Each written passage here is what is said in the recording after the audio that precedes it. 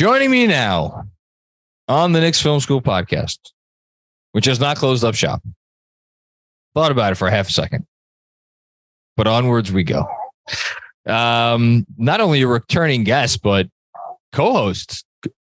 Host. I mean, I don't even know what you'd say at this point. When I was out last week, not feeling so great. And for that, we thank him. The one and only The Athletic's Fred Katz. I'm just excited that I'm on. It's such a, honestly, I feel like this is not hyperbole. Like, this is a historic moment to be on this podcast after last night. Like, this is, I think that was one of the most historic moments in basketball history. And I don't know what happened in the game, but I'm just referring to you showing up to the podcast after. I knew there was a bit going. If you could actually pick me up, I missed the game. I'm not sure what happened, but if you could pick me up on what happened, because I might be a little behind. But the fact that you showed up to work, John, that's just like, that's amazing. Not everyone is able to just show up to work like once a year. It's like really an incredible thing. And I was touched by it. I was inspired by it. Were you inspired? I was really inspired. I mean, I sat there in silence for 26.9 seconds, just thinking about how inspired I was by you. That was a little. It was amazing. Not. Or maybe 33.9. I don't know. Do we say 9 points and 26.9 or? Fred, would you argue John showing up had like a 1 in 13,884 chance of happening? You know what I actually did today? I would say those odds are significantly too high. Yeah, unfortunately. I actually did the math in my calculator of figuring out now that it is, instead of 0 for 13,884, now that we moved to 1 for 13,885. I did the math on now the new percentage chance that a team will win in that situation, and it is 99.9927% chance. So teams could have that in their back pocket. Unbelievable. That was incredible. I listened to that post-game podcast, both parts, just because I wanted to hear. Oh, first of all, I just wanted to check in to see if John was alive, because you never know, and secondly, I didn't know. I just wanted to hear the emotional unraveling of an adult, and I got what I expected. Yeah, man. I'll just be honest, like thinking about coming on. I mean, I shouldn't say that. I was going to say, like, thinking about coming on tonight, like I really wasn't looking forward to talking about this team or sports at all, which isn't true, because I was looking forward to coming and talking to you, because for reasons I cannot explain, I do like you, Fred Katz. Decent human being. Lord knows why. I'm normally very nice to basically everybody except for you behind your back, and that's it. And to my face. But I was thinking I don't know why I clarified behind your back, but I was thinking about it today. I'm like, man, I just, the thought of talking about this team right now, trying to analyze this team, honestly, the thought of like, but this is for most of the day, the thought of like watching this team play another game was like very, very unappetizing to me. And now sitting here, not quite 24 hours removed, but getting there, and I'm already like, all right, see what we got.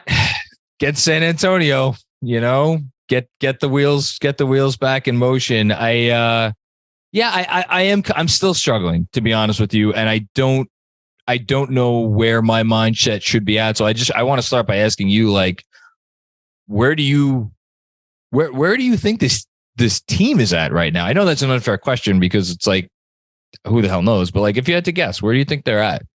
Okay. Well, John, what I will say is I listened to your podcast. I thought last night's episode was really good. I thought you captured the emotion that can come with letting go of a lead very well, while also keeping the actual meaningfulness of the basketball in perspective. And you said this over and over, which was, and I agreed with, I thought you framed it really well. I thought your opening monologue was really good. And I thought you basically put into perspective really well that, you know what?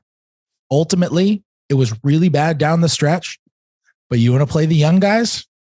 This stuff. I mean, not literally to this extreme, maybe, but stuff like this happens when you have a bunch of young guys out there. Stuff like this happens when you're shorthanded. Ultimately, they went to Dallas. They didn't have RJ, pretty much. They didn't have Brunson.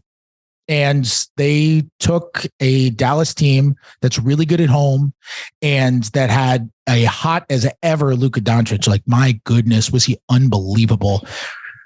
And they took them to a game that through 47 minutes and 30 seconds, they should have won. There are positives to take away from that game, even if it ended with just like a stab in the heart. And I wrote for this morning, I did like a mailbag this morning, and my lead into the mailbag was basically just like referring to how many times the Knicks have hit rock bottom. And the reason that I phrased it that way is because I wanted the reader to come away with it and be like, oh, it wasn't really rock bottom every time they thought it was rock bottom. like it seemed like rock bottom when they gave up 145 points at home to the Thunder, but it wasn't. And the next two games, they won at Utah and they won at Denver. They were in good shape. And it seemed like rock bottom when they got eviscerated in the third quarter at home against Dallas, coughed up a double-digit lead, and ended up losing that game. It seemed like rock bottom, but then they won 8 in a row immediately after. Yep. You know, it seems really bad in the moment in these times, but as a little more time passes, and if you win one and you win another, it just ultimately the stink has a way of wearing off if you allow it to. I think this group has shown that it doesn't fixate on wins, and it also doesn't really fixate on losses. That's a very Tom Thibodeau trait. Yeah. Being that kind of discipline, like that's a very Tibbs sort of thing. I don't think they fixated on their win streak at all when they were going through it. And I think these kinds of losses just kind of bounce off of them the next day. Like, I don't expect them to affect them much Thursday in San Antonio. So we'll see. I actually think there's positives to take away. I'm probably going to write something nice about Quentin Grimes tomorrow. Because you took the word deserving. I feel like let's stick with Grimes for a second since you brought him up, because friend of the pod who's had you on his pod couple times now, Zach Lowe, came on with me over the summer and talked about how his two big things for this season were, by the end of the year, the Knicks need to know what they have in RJ Barrett and Obi Toppin. And he wrote about Obi and his 5 players to watch before the year. And you could tell, not only Zach, I'm just pointing him out because he's someone we both know, but like just around the league, I feel like the attitude towards Quentin Grimes, specifically in the context of the Donovan Mitchell trade talks. And again, it's been clarified. He was not untouchable, but like, they clearly valued him a lot. And it was almost like I didn't feel like it was dismissive, but it was just like, I mean, wait, who is this? The 25th pick who played like 700 minutes or whatever he did. And like, he looked pretty good. And like, what, for me to have him have that kind of night with the guys that were out. And then you add that to what I consider to be the stabilizing effect that he has had on the starting 5 and in conjunction, the team at large. I feel like we're really on to something here with Grimes, and that maybe this is the beginning of something. I don't know if I'm getting too far ahead of myself, but like, for me as a fan, I'm as excited about Quentin Grimes as anything else right now. I'm cool with calling it the beginning of something. So Quentin Grimes, his last 10 games. Oh, I love that. I know where you're going there. Yep. 15 points a game, 49 from the field, 44 from 3 on 7.3 attempts a game. This is very encouraging. I mean, and by the way, he is doing it all while every single night guarding the other team's best player. To be honest, I know it can sound ridiculous. Oh, look at Grimes. He has 33, a career high against Dallas. And he did it all while guarding Luka. And then you look at the other side and it's like Luka dropped 60 on him. You know what? Go back and watch those plays. Yep. That was a tip your hat game. I don't think the Knicks did a terrible job guarding Luka, to be honest. I didn't want to have to say it. I thank you for saying it. I went back. I watched it. I went back a second time because I watched it the first time and I didn't think they did a terrible job when I watched the game on Tuesday night on Luka. There's some possessions where they slip up and Luke gets behind a screen and whatever. But like even in the fourth quarter, when Dallas is going to screens and trying to switch Randall onto him, like Randall did a good job on him on a number of possessions. Agreed. And Luka was just scoring. And it's not even like he was getting hot from three and they were giving him open threes. Like Luka only took 6 threes.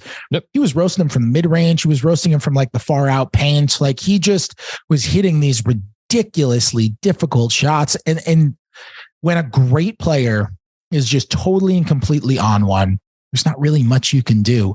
I thought the Knicks defense was pretty good.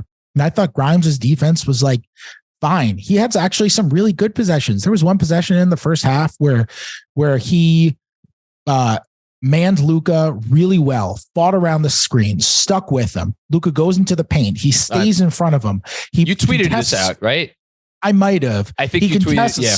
Yep. He contests a would-be shot from Luka enough that Luka doesn't feel comfortable going up with the shot. He kicks Tim Hardaway Jr. in the corner.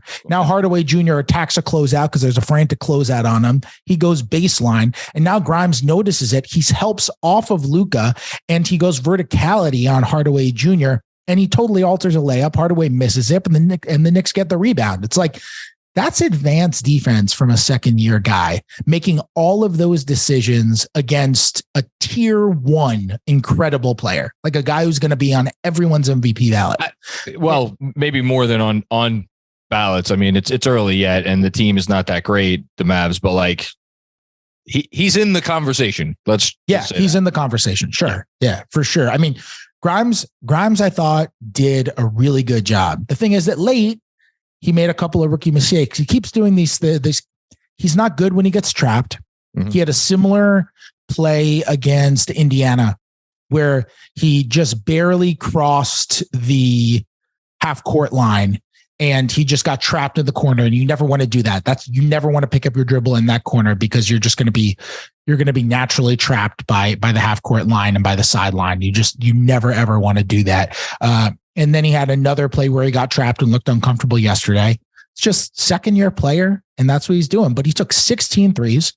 I think there were moments where we saw him be a little bit gun-shy last year. Yes. Not the case anymore. Nope. Dude is getting the ball, and he is putting it up. He looks comfortable. I feel like every time he attacks a closeout, he blows by his defender. He's making great secondary passes on those drives.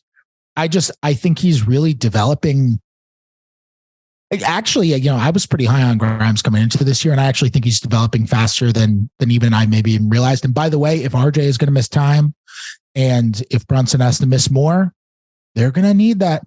They're going to need the offense to come from somewhere. Yes. And what I love about I'm going to go back to Luka for a second. What I love about Grimes is, and I feel like this can be a backhanded compliment. And I'll explain what I mean if I have to in a second. Is he's a guy that can score 33 points, as we just saw, and you don't have to run a play for him. Now, the flip side of that coin is like you're not running plays for him because you're not going to him to, generate offense in the classical ways that I feel like we use that phrase to describe. But like for what this team is and what they need, maybe if like RJ and Brunson were both down for an extended period of time, it would be a slightly different story. But if they have 2 of those 3, right? So only one of their quote unquote big 3 is down. Like what Grimes gives them, I feel like is just so absolutely vital. And I feel like, with everybody else on this team, I think without exception, and I'm curious your take on this. He's the one that doesn't take anything off the table. Again, he may not put as much on the table as like a guy like Brunson, who's one of the most creative scorers in the freaking league, and like Randall when he's going and this and that. But like, and I want to say Quickly, but like, you can't really say Quickly without Quickly shot this year. So like, I think it's Grimes, right? That's a good one. Yeah. I mean, right? Yeah, for sure it is. And part of that is because of his role, right? Like if he were in a bigger role, we wouldn't be saying that. Yeah, no, you know, 100%. If he were in a role where he had to be like initiating the offense, we wouldn't be saying this. But he different conversation. Yes. Yeah, it's another way of saying a thing that I've said on this podcast various times before, which is that he fits perfectly into all 30 teams' offenses and defenses, and he doesn't disrupt your ecosystem on either side of the floor. There you go. And and it's just he's a really good plug and play role player. I have a take that I've said in private. I don't know if I want to say it on a podcast. Unleash it. Unleash the beast. It's friends and family here. This is gonna come back to bite me. Here's the problem, Fred. You already let us down this road. You now have to cross the bridge with us. That's true. Andrew does the same thing to me whenever I say something. I don't know if I want to say that. You can't lead us to the ledge and then not jump. I keep watching him on this run that he's on right now, and I just keep seeing images of Mikal Bridges. That's nice. Smaller. That's smaller Mikal Bridges, which means he can't be as good. And by the way, Mikal Bridges is the best version of Mikal Bridges in the NBA. But like, I'm not saying Grimes is gonna be that because there are no other Mikal Bridges. Like, what's the plural of Bridges? Bridge eye. Yeah. The bridge eye, exactly. There are no other bridge eye. There are no other bridge eye. But like, I don't know, man. There are times where I watch Grimes and I'm like, the Knicks have him on the top used player like all the time. They switch him onto anyone. Tibbs has no problem switching him onto a big. It's like, he doesn't have the size of Bridges, which is he doesn't have the length of Bridges either, but he's got the physicality. He's got the footwork. It's just, there's a really, really, really high defensive potential there. And if he is going to shoot, I don't think he's going to shoot 44 on 7 attempts a game because that's insane. But is it? But I'm sorry. I have to joke. In 2022, we're almost 2023. Is it that insane for a spot up guy to shoot? Okay. So 44 is high.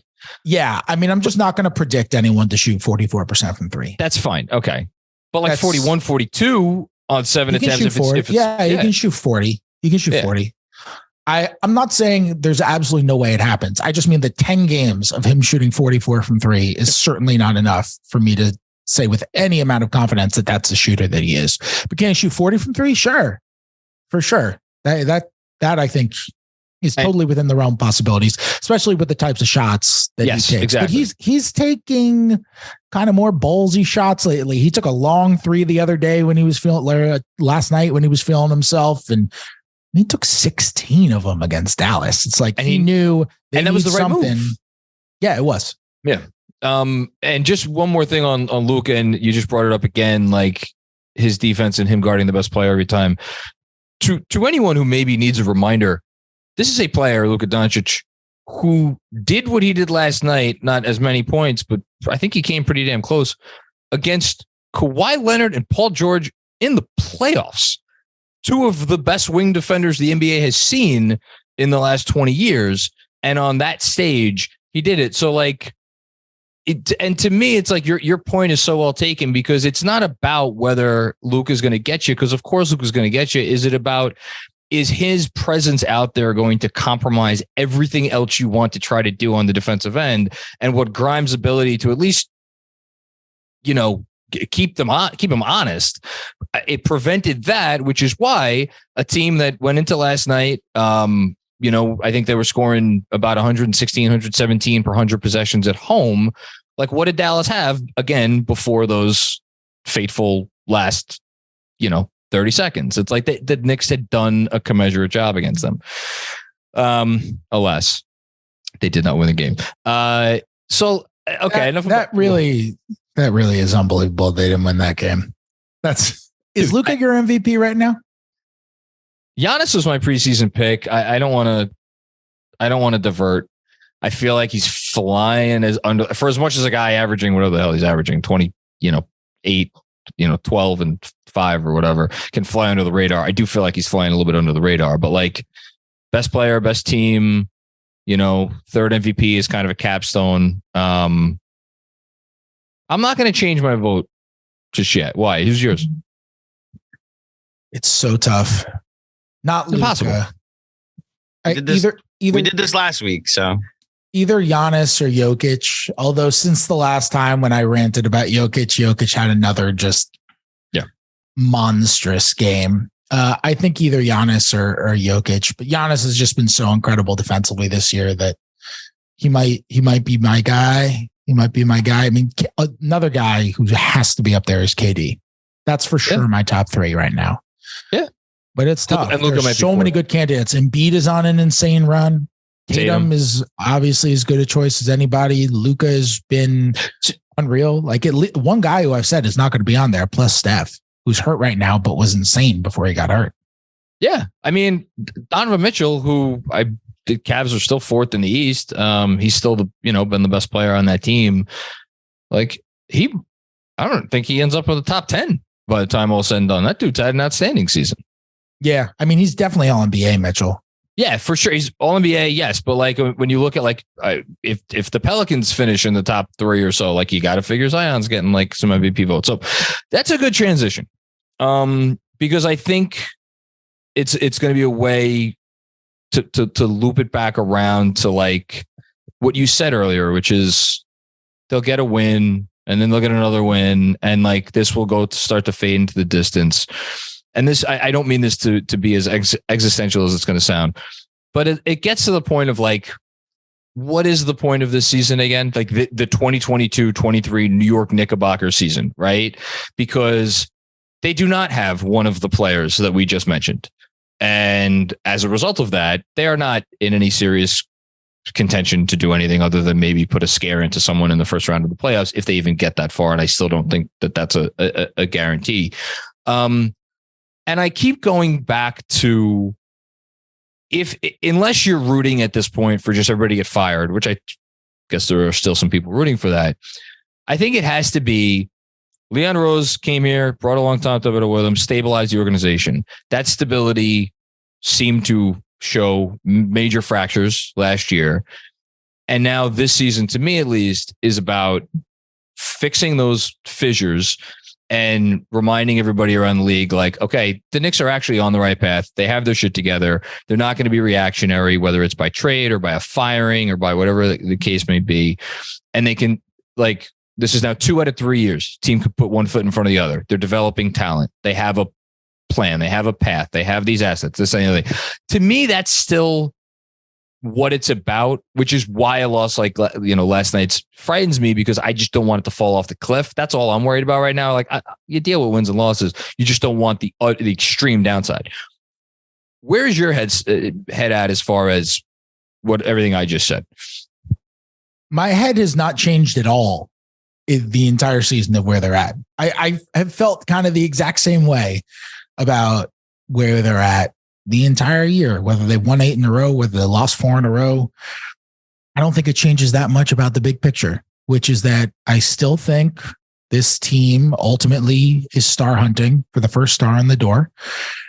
And I still wonder exactly how they're going to go about trading for the first star in the door and having enough left over to trade for the second star. Or, okay, if you're not actually going to trade for the first star, you're going to find a way to open up space, and then you're going to make a trade. How you open up space? Because that is going to be real tough. I don't know how the heck you're going to do that. So there are a lot of things that I think are interesting. The one thing I'm really curious about, and I kind of alluded to this in the mailbag that I mentioned that I wrote this morning, which was excellent, by the way. I should have said that at the top. That's my fault. I'm sorry. Fred. Thank you. That's it. I love your mailbag. I appreciate it. I wonder how the process is going to go with Emmanuel Quickly, because we're a month and a half away from the trade deadline now. And I wrote a story that we talked about in this podcast in like November about how the Knicks were active listening to trades for Quickly, trades for Rose, trades for Reddish, trades for Fournier, right? Yep. And at the time, they made it pretty clear they wanted a first round pick for for Quickley if they were going to trade Quickley in like a solo Quickley deal where Quickley is the main piece. That's what they wanted back. And he has not shot the ball well. No. At all. And 1 in 10 last night from deep. I do think it's a little wrong that people just write that off as, but he does everything else so well. It's like, no, if you're going to be a high usage player, you can't just have like a 45% effective field goal percentage. Like you gotta be more efficient than that. If you're going to be a 20 usage player, you have got to have an effective field goal percentage above 45%, wherever Quickley is hovering now, 46, whatever it is. It's too low. And it's why I think the league in general views him as a bench player and not a starter, because he's a guy who dribbles a lot. And it's hard to have a guy who dribbles that much and is that inefficient in your starting unit. You can let him roast against bench units, but it's harder as a starter. Yep. And that is something that will bring him down. But all of that said, he's just been so good in every other tiny little minute area. You know, one thing that I love about Quickley, and I've been wanting to write about this for a little bit and I just haven't done it. The Knicks have this little wrinkle in their defense. It's called go defense. And tell me more. This is when Quickley is guarding the shooter in the strong side. Watch for this. It doesn't happen very often, but when it happens, it's so seamless. So Quickley is guarding the shooter on the strong side. Conventionally, you are never supposed to help on dribble penetration from the strong side. You help from the weak side, right? On the strong side, you are generally supposed to stay on. But what Quickley will do, and this is what's called go defense, is Quickley will help off of when he's guarding on the strong side and he notices that the guy who's guarding the ball gets blown by. Okay. So like, let's say Grimes is up top, he gets blown by. Quickley will then help from the strong side and will call a switch onto his man in the corner. And Grimes, who was guarding the ball, will peel off and go to the corner to guard. And it happens so seamlessly. And those, I just think it is so emblematic of what makes Quickley a good player. And that it's this unbelievably small detail that you're not going to catch unless you know what to look for. Right? But once you see it, you're like, oh, damn, that was going to be a wide open layup. And instead, they're just pulling back out and starting a new play. And he doesn't get a block and he doesn't get a steal. He doesn't get any sort of stat out of it. But he just, and it looks so routine when it happens that it doesn't look like a great play. But all those quick thinking, quick moving, quick decision making, no pun intended, sorts of moves, he's just so good at all those sorts of things. And I just wonder how the Knicks, after that 8-game winning streak and even after this 4-game losing streak, I don't know the answer to this question. I wonder how it changes the Quickley market in their view, because he's been like, it's a cliche, but the dude just makes winning plays. Like he makes winning plays. And you kind of need that. It's nice to have a 23-year-old who makes winning plays. And I don't think they need to trade. It's not like you need to trade him. It's not like he's an unrestricted free agent coming up and he's going to leave. He's got a year and a half left and he's restricted. Like you don't need to trade him. So I am really curious to see what ends up amounting of the Quickley stuff, because look, it's good to have those sorts of players and they're good for your culture and they're good when you want to win basketball games. Part of why I lost my shit, not to you, but to the universe, after you wrote that excellent piece, is because one, I took it. This is not something you've told me, to be very clear, not something you wrote, but I took it as like, man, this is more than taking calls. That it felt reading what you wrote, just like everybody else could do. Go read the piece. Just that's all I'm saying. Reading what you wrote, I took it as me, Jonathan Macri, took it as they're looking to get to move him for value. For value, to be very clear, they're looking to move him, and it rubbed me the wrong way because of what you just said. And I wrote it the next day or 2 days later, or whatever it was.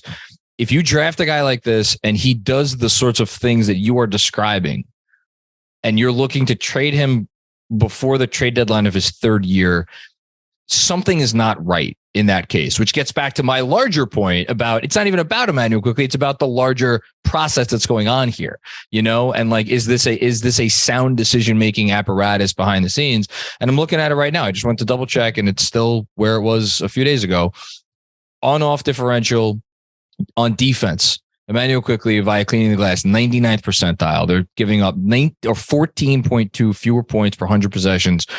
And when he's on the floor, and like it's been high all year, that number, but early on I kind of chalked it up to, well, he's coming in for Fournier and the starting lineup's a disaster. So like it's, there's a lot of noise. Well, now we're getting up. It's over 800 minutes. So 99th percentile, 800 minutes, that you can't fake that. And it's been so many rotation changes and lineup changes. And the one constant is that when this freaking guy gets on the floor, this team turns into just a different animal on the defensive end. And I cannot chalk it up to coincidence. I do think he's a player you make every effort to retain on your roster, unless he just has decided like, look, I'm out on you guys, like get me the hell out of here, which again, who the hell knows? I hope that's not the case. But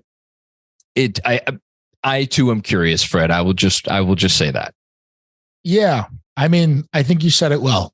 I think those numbers are a little extreme. Yes. But he's not Rudy Gobert, but I think the general theme of them are good.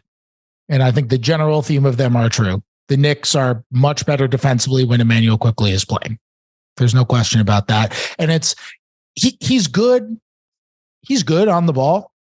We've seen him come through with some really big defensive possessions guarding the ball this year. I mean, the most obvious one is the end of that Denver game that was out in Denver when he was on Jamal Murray and he just stuck with him and played incredible defense and contested a 3 and they won the game. But he's their best off-ball defender, I think. Yep. Probably. Certainly on the perimeter. He's their best off-ball defender. And you can make an argument that like Mitch is their best off-ball defender, but he's their best off-ball defender on the perimeter. And another way to say it is just that like he's their most disciplined defender. He's their best decision maker on defense. And that's why I mention the go defense that he plays, because that's just really hard. It's really hard to execute that. And it takes you have to be really smart in order to do that. It takes a really quick mind. And I think back to before I was covering this team, but when I would watch him during his rookie year, and he was like frantic defensively. Yeah. And it's incredible. I've asked him about it. Like, how did this happen? Like you were like all over the place as a rookie, and now you're so composed defensively. Like, how did this happen? And he chalks it up to just obsessively watching film. He has like his favorite guards who he watches. And he just like he loves to study Drew Holiday. I was about to say, who does he love? He loves Drew Holiday. Drew Holiday. Good choice. Good guy. I love Drew Holiday too. Yeah, good one. Very good choice. If you're going to try to study defense, study Drew Holiday, who is as good as ever defensively, by the way. I think he's been obscene this year defensively. But with Quickley, it's amazing. I mean, look, a lot of rookies struggle when they first come into the league because the speed of the game is just so overwhelming at the NBA level. You really have to get used to it. But it's amazing to see Quickley just progress this fast into what he's become as a team defender, because he's quite good at it, and he's a big reason by their top 3, top 4 in defense in December, and it's been good for them. John, we're being very positive today. I like this. We're being positive. Everyone's being so negative after the loss, and you know what? We can inject some good vibes into the world. The world needs good vibes. It doesn't mean more angry people. Listen, this is good. I'm gonna jump from here to a town hall in which I have a feeling there was going to be a lot of hashtag fire, you know who, energy, and I'm trying to get the positivity in now. Well, I can. As an aside, I don't need like a long one on this, but just, do you think Tom Thibodeau is doing a good job? Yeah. I mean, I think he's doing a much better job than he did last year. That's not hard. Listen, I was his defender all year, and in retrospect, and I've admitted I was wrong to defend him as much as I did, it was not his best. I think he would admit that in retrospect. You would hope. Yeah, I think that's true. Yeah, I think he's doing a pretty good job. I mean, are there things that he could do better? For sure. Like I didn't think the last 30 seconds of crunch time were coached particularly well. I wrote about this morning. I didn't really understand why there wasn't a third, rebounder put on the floor for the Luka free throw. Yep. What's weird is Tibbs is normally very situationally. People criticize him for in-game adjustments and stuff, but his in-game management is normally very precise. Yep. Like if he can get Deuce McBride onto the floor for the final defensive possession he does of a half or a quarter, like he's getting on the floor. Like that kind of stuff normally happens. So I was surprised not to see a rebounder come out there. And look, there are certain things with Tibbs that you're just going to have to deal with. You're going to have to deal with a lot of threes, and you're going to have to deal with a lot of corner threes. But he's adjusted some things. They're switching more. They're not helping from the weak side quite as much as they were early in the year. And I think ultimately the thing with Tibbs, and offensively he is what he is. But I think ultimately the thing with Tibbs is that they've set up a pretty good culture where they play hard every single night. And if you play hard and if you guard, you get to play. And I just think there's something to a group of young guys who all play really, really hard, and none of whom seem to care about getting theirs. That's an understated. Thank you for that, because I don't bring that up enough. Man, like go look at some other teams where it's like they're young and they're bickering because they've all been stars their whole lives, and they think they all need to be able to get theirs. And so either they're outwardly unhappy or they're just kind of inwardly unhappy, and they're good people and they're good spirits and they want to do right by everybody. But you can tell that they're not happy because it's just like, you're not going to make that extra dive on the floor when you're not thrilled and you don't believe in what you're representing there. Or the extra pass. Yeah. Or the extra pass. And I just think when you watch the way that the guys who are playing now are playing, it's hard for me to look at that team and be like, that's not a well-coached team. Like they play well together. They're also all very aware of their roles now, which I think is a good thing. Now, are there some things that I don't really get? Totally. Like, I don't really get why Evan Fournier just can't play. Done. Like, just can't play. He never plays. I don't really get it. I don't think it's because, like with Reddish, I think it's because Tibbs wants guys who are going to go out there and play as hard as they possibly can, no matter what. And that's just not, he doesn't believe Reddish is going to represent that. Fournier never had a play hard problem. And to my knowledge, he's been nothing but professional since being benched.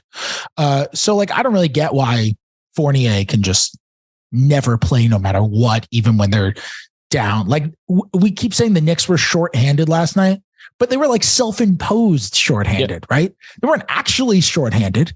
They were shorthanded. They were shorthanded the same way that to bring a Dallas reference into it. They were shorthanded the same way Davis Bertans is shorthanded, in which he literally accidentally sliced off part of his hand and now has 4.5 fingers, and thus he's shorthanded. We're like, no, you did it to yourself, Davis. Boy, I don't know how to transition from that. It's okay. I covered Davis. I'm allowed to say that. I love it. Can I jump in? Yeah, please. So to that point, Fred, because that was a point of frustration that some people brought up today, that this is a self-imposed shorthanded team. Is your read of the situation that, I mean, you reported the Knicks are taking calls on Quickley, but also on Cam and on Fournier. Was your read going into it that like there's an agreement between organization, agents, player, coach that like, okay, you guys will sit until we find you a home, and that's why there was just no version of the Knicks that they would go to them last night? And then as a result, since we're going to be without RJ for a week, there's no guarantee Brunson is available when they play the Spurs. Could that change going into Thursday night and Fournier and Cam might suddenly be available? I don't know the answer. I have no indication that that's true. I would be surprised that they're unavailable or they are available. I would be surprised if it were true that there were some agreement that you are not going to play no matter what until we trade you.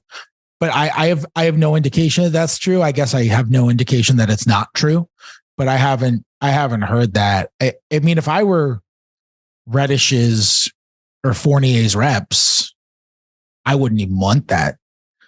I'd be like, no, if you sit my guy, then he's not going to get traded. And I would want my guy traded so that he could play. Yeah. So if you sit my guy, then his value is going to tank, and then he's even less likely to get traded. And then he's going to have to stay in this place where he's not going to get traded. What the heck happens with Reddish if they just literally can't get anything for him?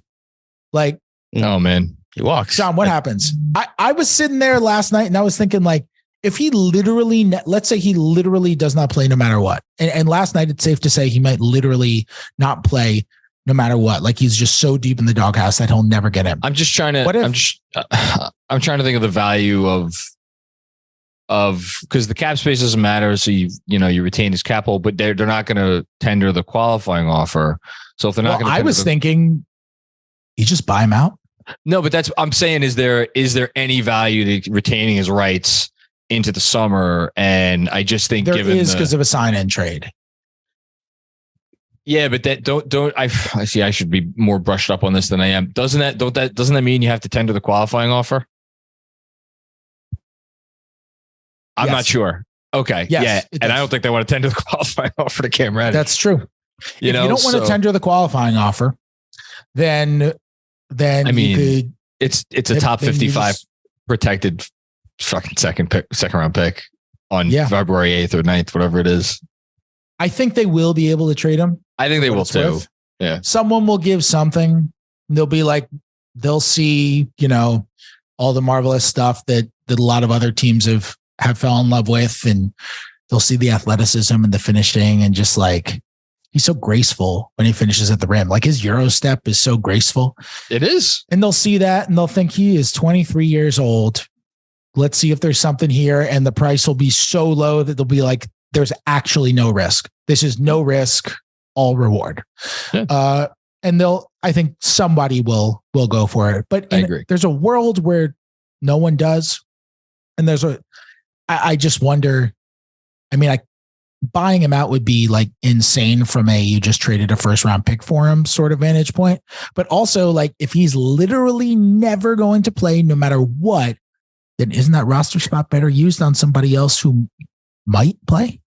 Or that you think in a year or so will be, maybe you could sign a player to a 10-day and then a second 10-day, and then maybe you get him on the cheap for the next year, whatever. Right. And to be clear, like, when I talk about a buyout, this is well down the line, and I'm getting way ahead of myself. Like, this is I know, but a number of steps. This is after the trade deadline. Yeah. After you've known you did not trade him.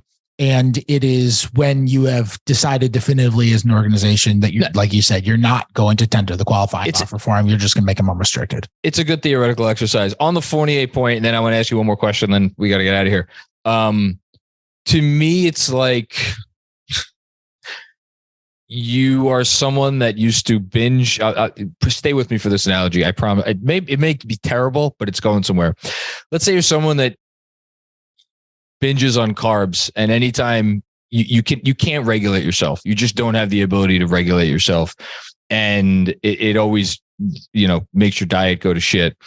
And then one day you just swear them off finally for good, and it's working for you, and things are going good. But on a particular night or week or whatever, your grocery delivery doesn't come, whatever the case may be, you have like almost no food in the house except for like some frozen bagels. And you could eat the frozen bagels, and intellectually, it's like, look, it's a weird circumstance. If I have a frozen bagel now, it doesn't mean I'm going to have a frozen bagel tomorrow and the next day and the next day. But for you, that mental leap to going back to carbs is just, you can't do it. So it's like, you'd rather sit there and starve than have the frozen bagel because of like what it represents for you, or maybe because you don't trust yourself. Is it logical? It's not logical. But that's what I think is happening with Evan Fournier. And carb Reddish. I almost don't want to ask the last question because we just ended there. No, I have to add one more because it was It was a very good. Answer I thought you had to your mailbag today. Julius Randle and Jalen Brunson. You broke down their all-star chances. I won't spoil the column. Everybody go subscribe to The Athletic. No, we can talk about it. It's a mailbag answer. You can say whatever you want. Well, no, I just appreciate the sentiment. But you went through why it is going to be a very, very, very significant uphill battle for forget two of these players to get in, one of these players to get into the All-Star game. And I don't disagree with your logic. It is going to be an uphill battle. I think to go back to something you said before about like the big picture question of getting the first star in the door, but also having enough for the second star. I think there has been a little bit of thought this season with how good Randall has looked, how good Brunson has looked, and really lately, how good RJ has looked, that maybe there is a world where it's not the necessity of the two stars isn't there. And it is just, if you could find the right number one, and then maybe if it's a fit issue, maybe you swap one of the other two for like a guy who isn't necessarily a huge upgrade, but is just a better fit with your roster. Like, I do feel like there is some of that I'm going to be curious how the rest of the season plays out. And of course, RJ is hurt right now, which sucks. But like, I think the conversation for that particular conversation that I just brought up, as it always is, because he's the most, thought about player, I feel like in the history of this franchise, I feel like it really is about RJ. And we were seeing some really, really nice stuff from him before Christmas wasn't good, but and now he went out. Are you watching RJ closely for the rest of this year after he comes back? And if so, do you have what is your realistic ceiling outcome for him for the rest of the year, given how he's played in December? Let me think about it. And while you're thinking about it, I want to shout out the last story you wrote, which was RJ centric and was excellent. And that's why I'm asking this. Thanks, man. I will say, I just don't give a crap about the points per game. I just don't care. I just don't care about his points per game. I don't care if he has 27. I don't care if he has 16. He has games where he has 18 and he plays well. And he can have games where he has 27 and he doesn't play well. And I think the best part of this hot stretch that he was on during this time wasn't that he was hitting his threes, and he wasn't that he was finishing better around the rim. It was that I thought his decision-making was so much better. Like you guys talked about it so much on the pod, and rightfully so, that he talked about how over the summer, one of the main things that he focused on was his decision-making once he hit the paint. Yep. He just didn't want to be able to have those times where he hit the paint and two defenders converge on him and he throws up some flailing shot anyway. It was happening. And he's just playing with more pace. I spoke about it with him a little bit, and I didn't use any of the quotes for the story, but we talked a little bit about him playing with more pace. And he actually said that had to do with film as well. If you notice, defenders will always try to make him go right? Mm-hmm. All the time. And last year he would blow by defenders all the time. Not saying that he would actually successfully blow by them, but he would put his head down. And when he tried to go right, it was, I'm putting my head down and I am going right. And if you get in front of me, well, I guess I'm screwed. And if you don't get in front of me, I'm going to figure it out in about 1.5 seconds. And that was the way that it worked. And he just had a number of plays now over this last 2-3 weeks before, by the way, does Luka Doncic have the longest nails in human history? Well, we made some jokes about it on the playback that I won't Is he Wolverine? What? He's the girl in Wednesday. He's the girl in Wednesday. Shout out to my daughter's favorite show on Netflix. The roommate. She's a werewolf. That's her superpower, and she has these long nails. That's unbelievable. What? Oh yes, rainbow nails. My daughter was here. Rainbow nails. There we go. Way to get. But they're sharp. They're like they're not quite claws, but they are very, very long, sharp nails. So that's who Luka is. We should call him Rainbow Nails Doncic. Oh, let's do it. That would make me very happy. I just don't understand how he just barely swiped at a ball. And RJ just wouldn't stop bleeding, I guess. It's just wild. RJ's tough too. He's out a fucking week. Yeah, like RJ's tough too. Like RJ's not some dude. RJ wants to play. Like he's not some dude who just gets a hangnail and is out. Like he's tough. That's just a wild. Luka's got some long nails, man. He's got some long nails. Anyway, with RJ. There are just moments now when he goes right. And instead of just trying to blow by, watch him. He tries to keep his defender on his back. It's almost like when a ball handler comes around to pick and roll and you want to keep and your guy gets hung up on the pick and roll, so he's behind you. You want to do it's called keeping your guy in jail. You want to keep him in jail. Kind of stick Quickly your ass did that out. a lot last year, not as much this Quickly was good at drawing fouls that way. He was really good at drawing fouls that way. I mean, the master of that is Chris Paul. Chris Paul is the best at that and gets run over all the time on that exact move. But RJ will do it. He's just pacing differently. And what I would really want to see with RJ is just him continuing to have a change up. Just him only throwing fastball after fastball after fastball. It's not going to work over the course of an entire NBA career. Nope. It's just not going to work at that level. And him developing an off-speed pitch, I think was really, really good for him. And it was starting to work. You know, when he hit the paint, it's not that he never found shooters, because he actually was okay at finding guys in the corner. It was that he would rarely find guys on the wing. That was really where he would rarely find shooters. And he's starting to find more now. He's making better passes. And honestly, just that decision making is going to help his percentages so much, because when he makes the better decision, he's not tossing up some ugly floater out of a triple team. Like he's just not taking that shot at all. So he's not missing it. So I thought that was the most encouraging part of the stretch. And that's why I wrote that story on RJ last week that you referenced, because I thought that was just the most encouraging part of this run for him. And I think it's possible that you need to see more of it. It's only been a few weeks, but I'm keeping my eyes open, because I think it's possible that that's a real, legitimate, sustainable improvement. And, that would obviously change the way that we think of him as a player. I think it has to be sustainable. I think it has to be permanent. And I don't know what was going on defensively with him over the first month or so of the season. I feel like it's gotten better. I don't know if I'm all the way where I want to be with RJ defensively, but I'm closer. If he's not getting targeted defensively, which he was getting targeted at times at the beginning of the season, which is a wild thing to say, but it was happening. I saw it with my own two eyes. If he's just like a solid at worst defender, and the decision-making is where, as you point out, is where it's been recently, that's at least a guy every team in the NBA could look at and be like, okay, we could work with that. We could, that fits with what we want to do. It may not fit in the way it fits in New York as a 25, 26 usage guy. And that gets into the other issues of what RJ, would like to be as an NBA player and where he thinks he's going to end up and all that.